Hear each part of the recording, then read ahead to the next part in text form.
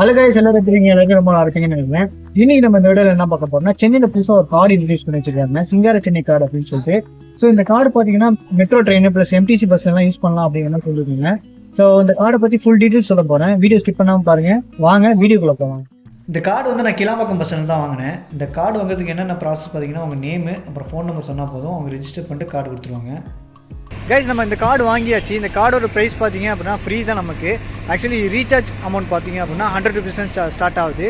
So இந்த card பார்த்தீங்கன்னா இப்போ எப்படி ஒர்க் ஆகுதுன்னு சொல்லிட்டு நான் பஸ்ஸில் வந்து லைவ் ப்ரூஃபாக காட்ட போகிறேன். ஸோ வாங்க வீடியோக்குள்ளே போகலாம்.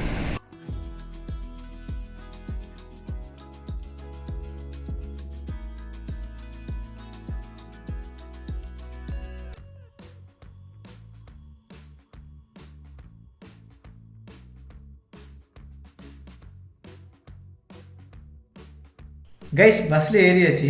கண்டக்டர் நம்மக்கிட்ட டிக்கெட் எடுக்க வரும்போது இந்த கார்டை கொடுத்தோம்.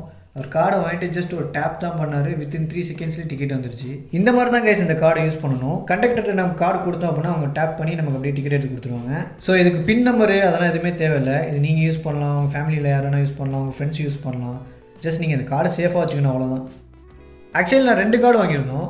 என்னென்னா ஒரு கார்டு எனக்கு, இன்னொரு கார்டு என் ஃப்ரெண்டுக்கு. ஆல்ரெடி ஒரு கார்டு வந்து பஸ் ஸ்டாண்டில் ஓப்பன் பண்ணி அது எப்படி யூஸ் பண்ணலான்னு சொல்லிட்டு ஒரு டெமோ காமிச்சிருப்பேன். ஸோ இந்த வீடியோ பார்த்தீங்கன்னா ஜஸ்ட் ஒரு அன்பாக்சிங் மாதிரி தான். ஓகே, இப்போ நம்ம இந்த கார்டோடைய ஃபுல் டீட்டெயில்ஸ் பார்ப்போம். இப்போ இந்த கார்டு பார்த்தீங்கன்னா நான் கிளாம்பாக்கம் பஸ் ஸ்டாண்டில் தான் வாங்கினேன். இது வாங்குறதுக்கு வந்து என்னென்ன கேட்டாங்கன்னா, நேமு அப்புறம் வந்து மொபைல் நம்பர் கேட்டாங்க. அது ரெண்டுமே ரெஜிஸ்டர் பண்ணிட்டு அப்புறம் இந்த கார்டை ஸ்கேன் பண்ணிட்டு எனக்கு கொடுத்துட்டாங்க. இந்த கார்டு பார்த்தீங்கன்னா ஆக்சுவலி ஃப்ரீ தான், நான் சொன்ன மாதிரி.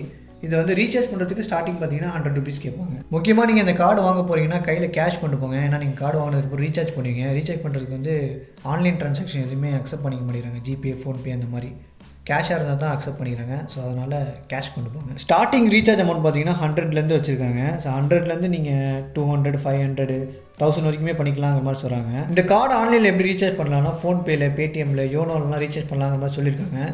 ஆனால் இப்போதைக்கு வந்து நீங்கள் நேர்லேயே வந்து ரீசார்ஜ் பண்ணிக்கோங்க அப்படிங்கிற மாதிரி சொல்கிறாங்க. ஏன்னா நிறைய பேர் இதை ஆன்லைனில் ரீசார்ஜ் பண்ணிட்டு ரீசார்ஜ் ஆகலைங்கிற மாதிரி சொல்லியிருக்காங்களாம். ஸோ அதனால் இப்போதைக்கு நீங்கள் பக்கத்தில் இருக்கிற டிப்போவில் அப்படின்னா மெட்ரோ ஸ்டேஷனில் வந்து ரீசார்ஜ் பண்ணிக்கலாம். இந்த கார்டு வந்து மெட்ரோ ட்ரெயின் ப்ளஸ் எம்டிசி பஸ்ஸில் மட்டும்தான் யூஸ் பண்ண முடியுங்கிற மாதிரி சொல்லியிருக்காங்க. வேறு எந்த பஸ்லையுமே ஆக்சஸ் பண்ணிக்க முடியாது. இன்னும் தெளிவாக சொல்லணும்னா சென்னைக்குள்ளே மட்டும்தான் இந்த கார்டு யூஸ் பண்ண முடியும். வேறு வெளியூர் நார்மலாக இந்த எஸ்சிடிசி கவர்மெண்ட் நினச்சிட்டு நிறைய பேர் இந்த கார்டை காட்டுறாங்க. ஆனால் இது வந்து ஒன்லி எம்டிசி பஸ் மட்டும்தான் மெட்ரோ ட்ரெயினில் யூஸ் பண்ணலாம், அவ்வளோதான். அது நிறைய பேர் தப்பாக புரிஞ்சுருக்காங்க. ஸோ இதை வந்து வேறு எந்த பஸ்லையுமே யூஸ் பண்ண முடியாது. ஃபியூச்சரில் லோக்கல் ட்ரெயினுக்கு இந்த கார்டு யூஸ் பண்ணலாம் அப்படிங்கிற மாதிரி சொல்லியிருக்காங்க. பட் இன்னும் கன்ஃபார்ம் ஆகலாது. ஓகே, நான் இந்த கார்டு வாங்கிட்டேன், ரீசார்ஜ் பண்ணுறேன், டெய்லி என்னோட ட்ராவல் யூசேஜுக்கு இதை யூஸ் பண்ணுறேன். இதோட பேலன்ஸ் நான் எப்படி செக் பண்ணுறது? இதை நாங்கள் அப்படியே டிப்போவில் கேட்டோம். அவங்க என்ன சொல்கிறாங்கன்னா, ஒன்று நீங்கள் வந்து மெட்ரோ ஸ்டேஷனில் பேலன்ஸ் செக் பண்ணிக்கலாம், அப்படி இல்லைனா இங்கே பஸ் டிப்போலே நீங்கள் செக் பண்ணிக்கலாம் அப்படிங்கிற மாதிரி சொல்கிறாங்க. நான் கேட்டேன், நான் பர்சனலாக என்னால் செக் பண்ண முடியாதா, இதுக்குன்னு நான் வரணுமா, மெட்ரோ ஸ்டேஷன் போகணுமா இல்லை டிப்போ வரணுமான்னு கேட்டேன். அதுக்கு அவங்க என்ன சொல்கிறாங்கன்னா, இன்னும் அந்த மாதிரி அப்டேட் பண்ணலை, இனிமேல் தான் பண்ணுவாங்கிற மாதிரி சொல்கிறாங்க.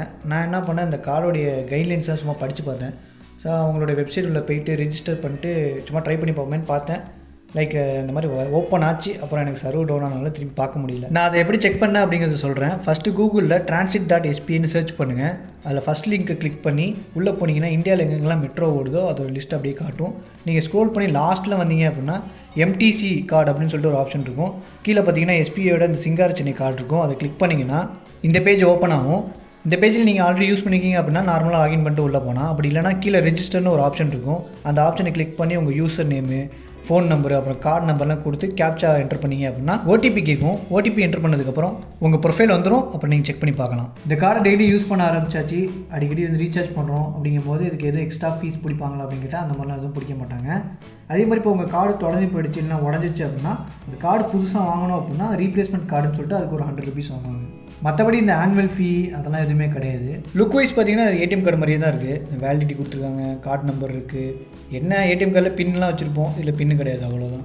இதோட பெனிஃபிட் பார்த்தீங்கன்னா சிம்பிளாக சொல்லணும்னா, இப்போ பக்கத்து ஸ்டாப் போகிறோம் பஸ்ஸில் அப்படின்னா 22 rupees ஆகுது அப்படின்னா இந்த 2 ரூபா தேட தேவையில்லை. இந்த கார்டை டேப் பண்ணிட்டு போயிடலாம், அவ்வளோதான். இந்த கார்டை யூஸ் பண்ணோன்னா சில்லற பிரச்சனை வராது, அவ்வளோதான். ஸோ அவ்வளோதான் கைஸ் இந்த வீடியோ பிடிச்சிருந்தா லைக் பண்ணுங்கள், ஷேர் பண்ணுங்கள், கமெண்ட் பண்ணுங்கள். மறக்காமல் நம்ம சேனலை சப்ஸ்கிரைப் பண்ணுங்கள். இன்ஸ்டாவில் நம்ம பேஜை ஃபாலோ பண்ணிங்க. பாய்.